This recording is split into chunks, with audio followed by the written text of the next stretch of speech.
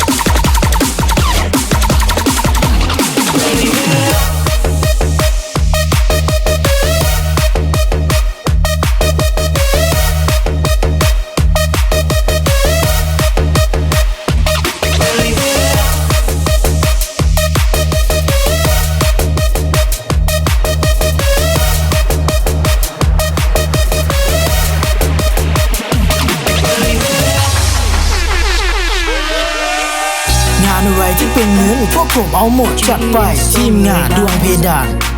sao giấc mơ đêm nay của anh chợt khó hơn những khi một ngày DJ Lò Party hoa như thế em đã không còn như mưa xưa đôi khi buồn đã còn lưu lại ngày anh xót ta màu đêm đời mưa em vào cơn mê gọi em đến bên ai xa phai mỗi ngày như thế em đều dâng cảm xúc vào để tìm niềm vui chạy theo những sao hoa phù du làm cho phố đêm em vẫn chưa về có lẽ đêm nay sẽ là đêm cuối mà anh nghĩ về em DJ Lò Party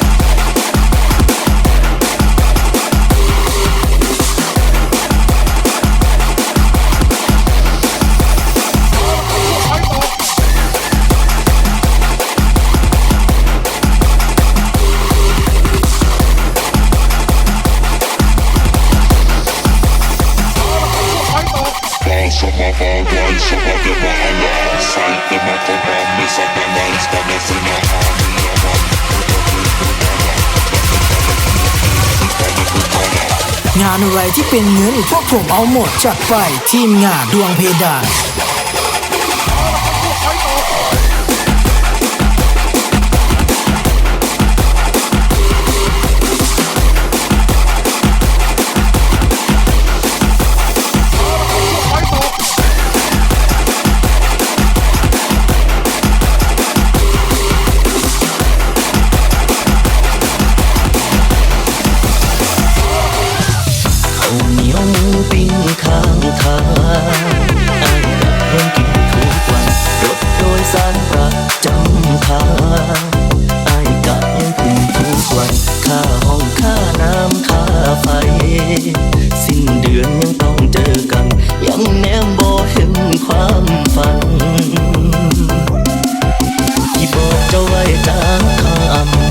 DJ หล่อปาร์ตี้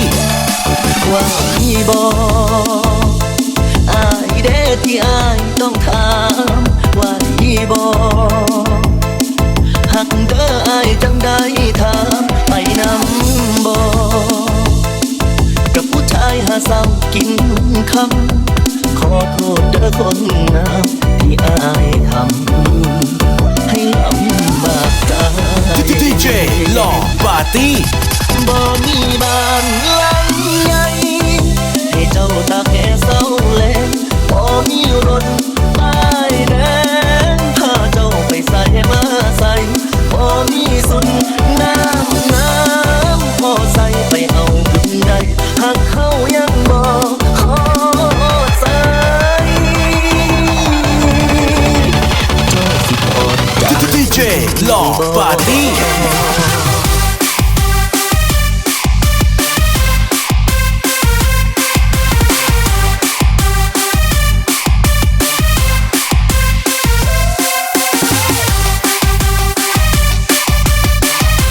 DJ หล่อปาร์ตี้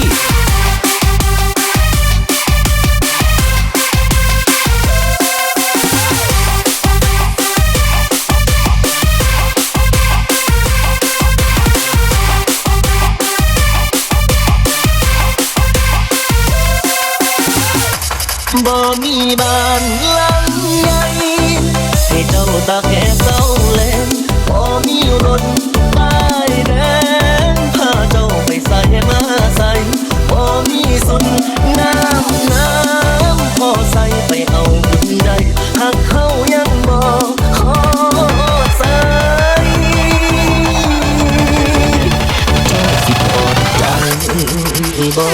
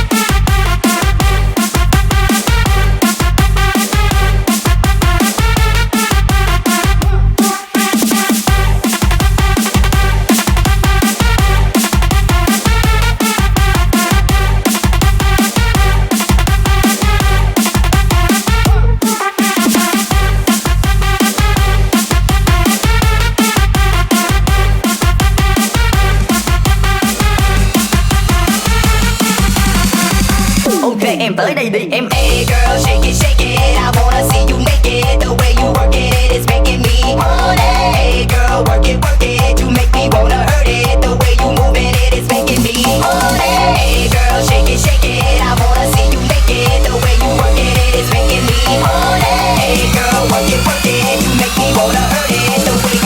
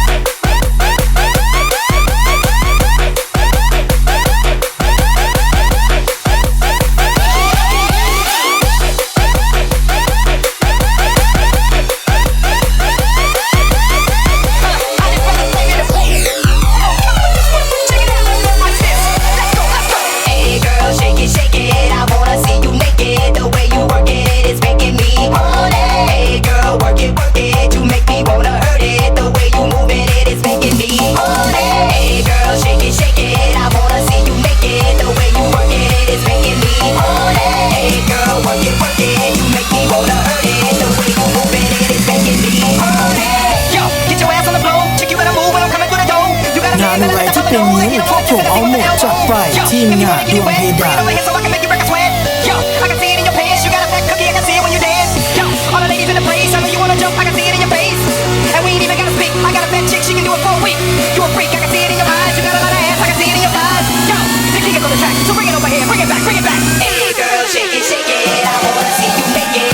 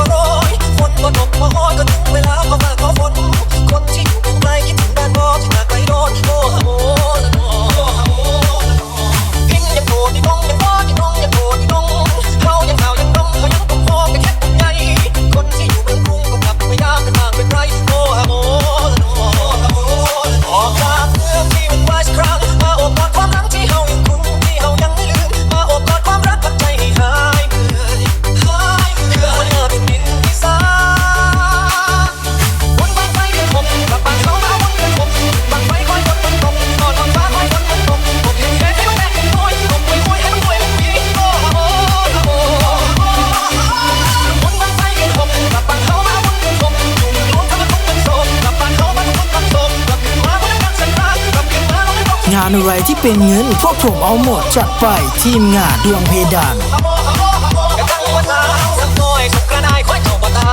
Hey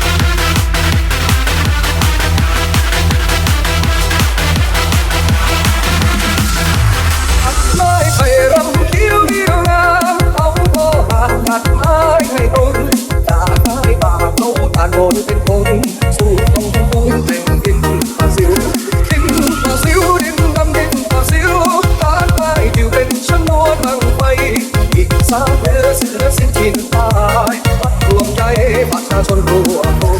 เสียงดนตรีโลกมายัดน้องทำลายตายเอวเสียงกินแขนตะดงต้องปีระมงและตุ้มมงเสียงหัวเพลงหัวร้องดีรัดน้องก็เสริมคุณเสริมคุณคุณไปที่ฟ้าสนุกเวลาเสริมตั้งไปโอ้โอ้โอ้โอ้โอ้ DJ หล่อปาร์ตี้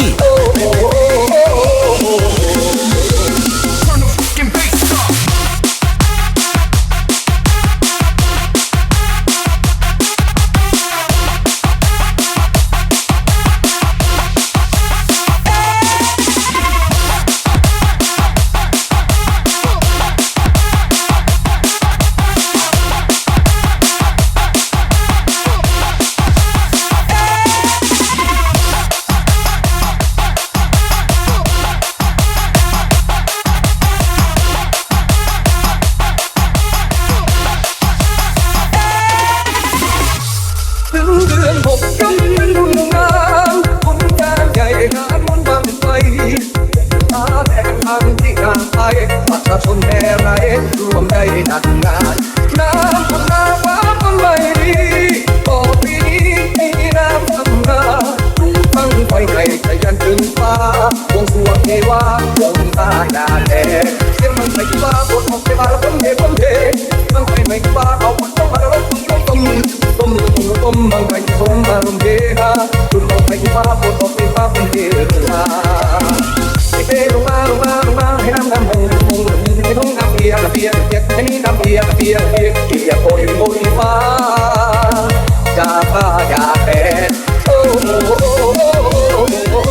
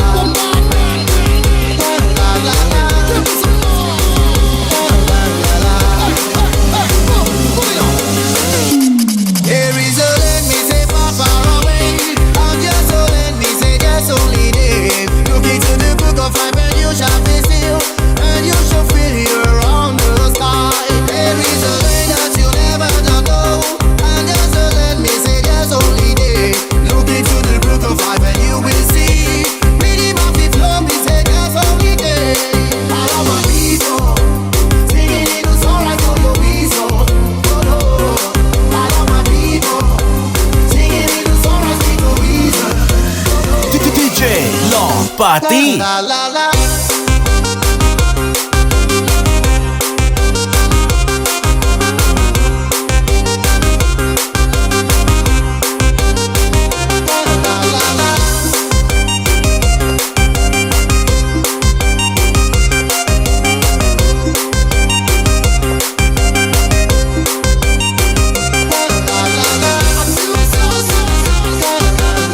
Come on.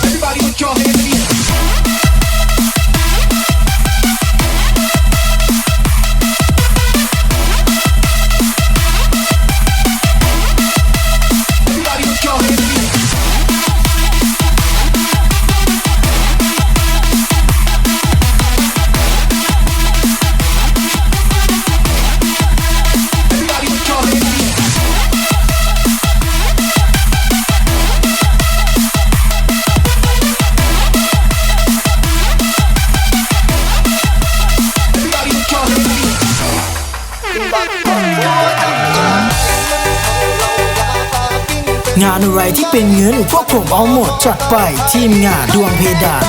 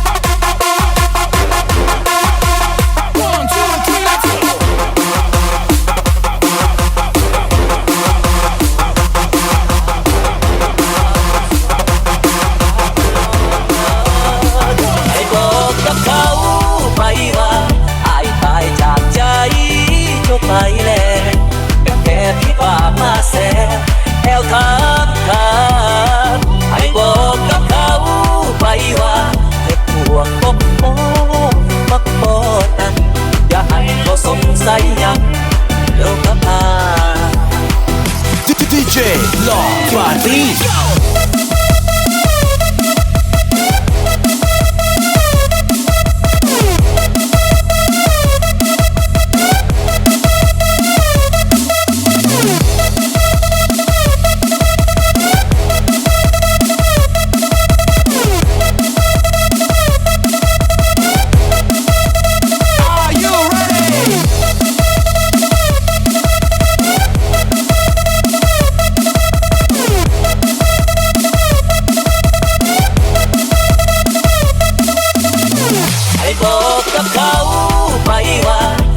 งานอะไรที่เป็นเงินพวกผมเอาหมดจัดไปทีมงานดวงเพดาน มาแส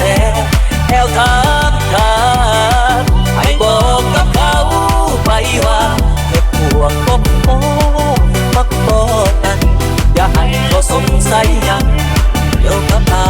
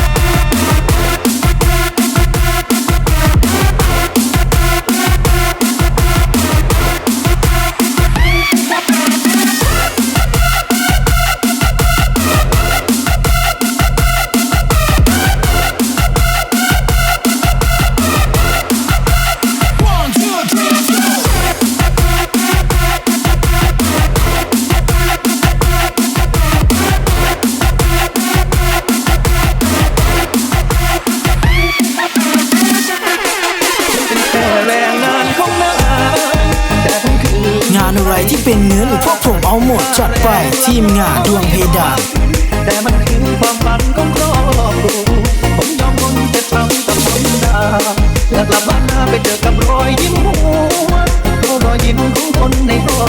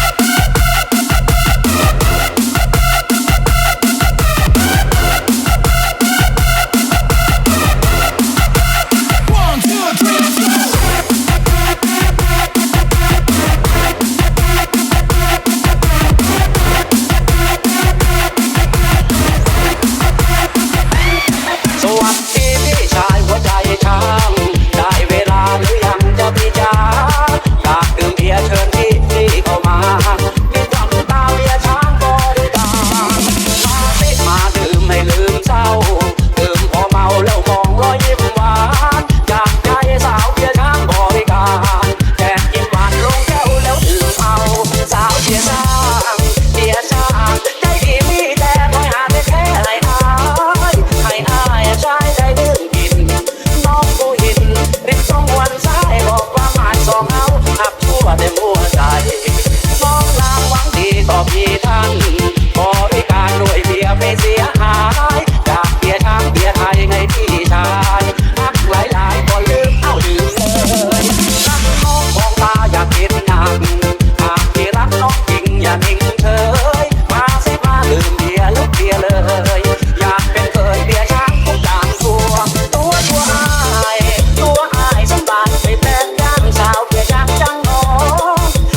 งรับรองได้ว่าตัวเพราะว่าบัวหลอกพี่เสียหายมักอีลีเดอร์สายโอ้ที่หัวใจ DJ หล่อปาร์ตี้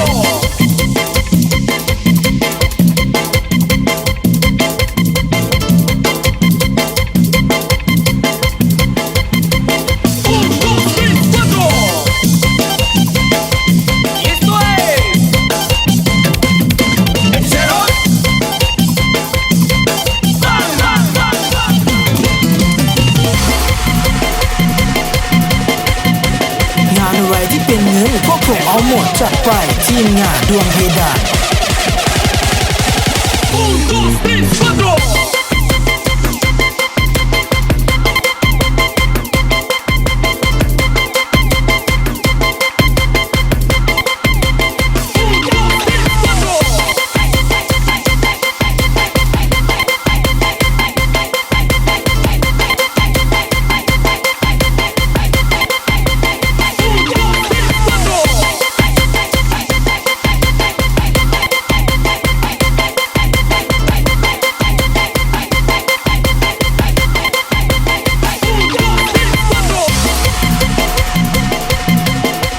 DJ หล่อปาร์ตี้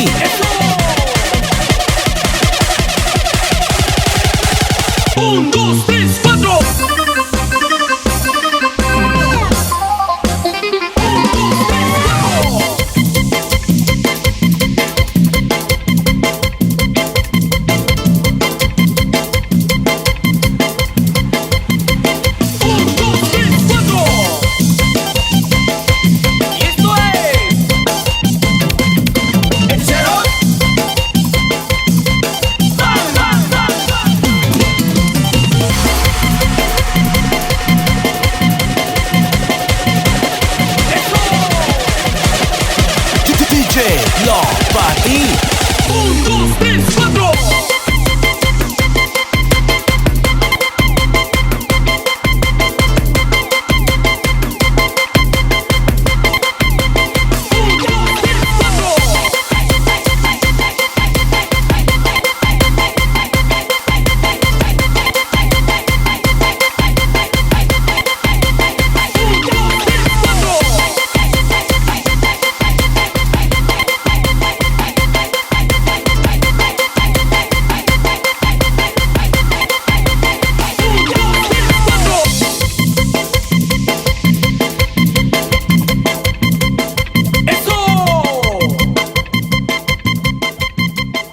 DJ หล่อปาร์ตี้